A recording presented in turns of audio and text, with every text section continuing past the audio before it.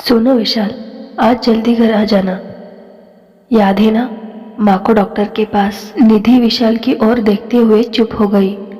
विशाल का मूड ठीक नहीं लग रहा था। मुझसे नहीं होगा ये सब। मैं रोज रोज के इन झंझटों से तंग आ गया हूँ। तुम अपनी माँ से कह दो कि मैं रोज ऑफिस से छुट्टी लेकर अस्पताल के चक्कर नहीं लगा सकता और न ही उनकी महंगी दवाइयों का खर्च उठा सकता हूँ।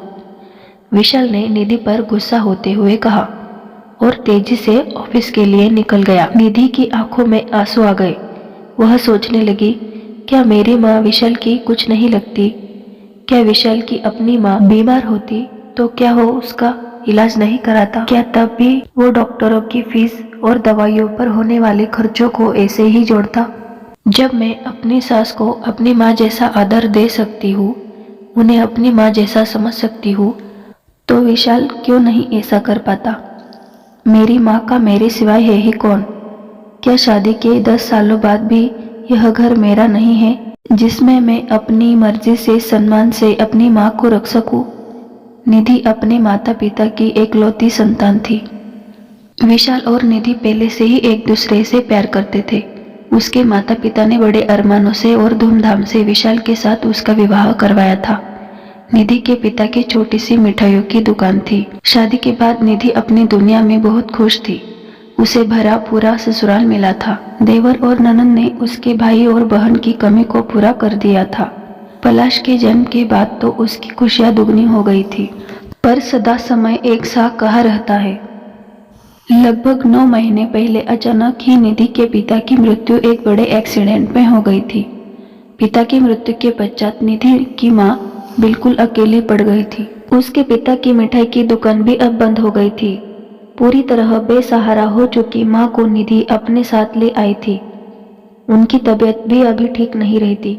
हालांकि माँ उसके साथ रहना नहीं चाहती थी, पर निधि अपने उस माँ को कैसे छोड़ देती जिन्होंने उसे जन्म दिया था, अपनी उंगली पकड़कर चलना सिखाया था।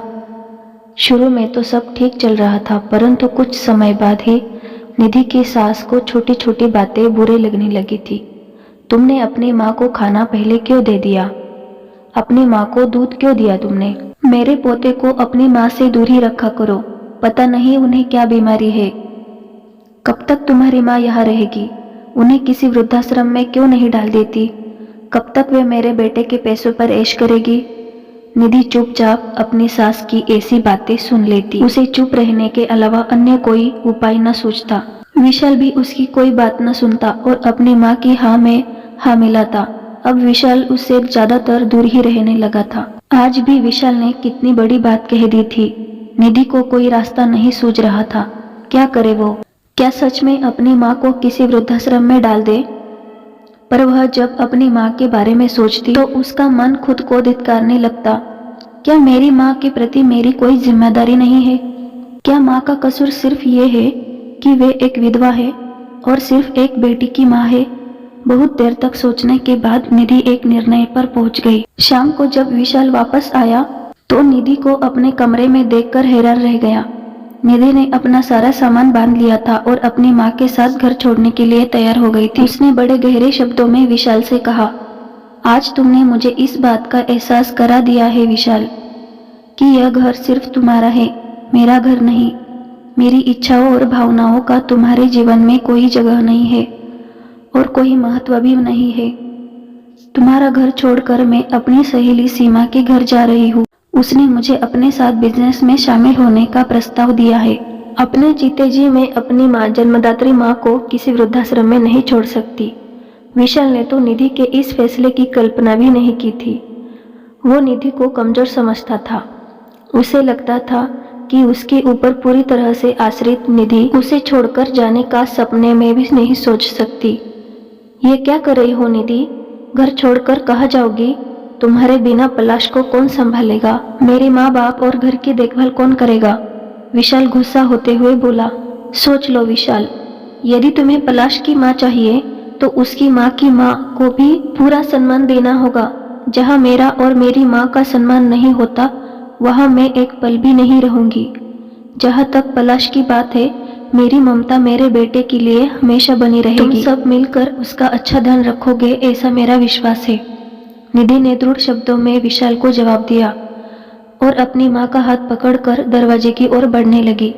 बेटी निधि, मैं अपने पुराने विचारों के आवरण को हटा नहीं पा रही थी।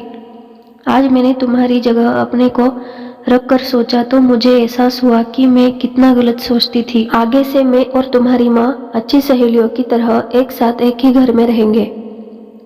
मैं अब तुम्हारी माँ को पूरा सम्मान दूंगी। कहीं मत जाओ बेटी, क्योंकि बिना तुम्हारे यह घर हमें अच्छा नहीं लगेगा। निधि की सास ने बड़े प्यार से निधि को समझाते हुए कहा। आज निधि को अचानक अपनी सास की ऐसी बातें अचंभित कर गई। उसके अपनी माँ के लिए घर छोड़ जाने का फैसला उसकी सास पर इतना प्रभाव डालेगा ऐसा निधि ने कभी सोचा नहीं था। लेकिन निधि ने खुश होते हुए अपने घर मतलब ससुराल छोड़ने का निर्णय को बदल दिया। विशाल को भी अपनी माँ की बात सही लगी। निधि ने फिर सोच लिया कि वो अब विशाल पर पूरी तरह निर्भर नहीं रहेगी। अपनी सहेली सीमा के साथ जरूर बिजनेस करेगी और आत्मनिर्भर बनेगी, ताकि ऐसी स्थिति फिर से आ गई तो वह पूरी तरह से तैयार रहे। दोस्तों, आपको ये कहानी कैसे लगी और निधि ने जो फैसला लिया वो सही था या गलत, प्लीज़ कमेंट करके बताइए।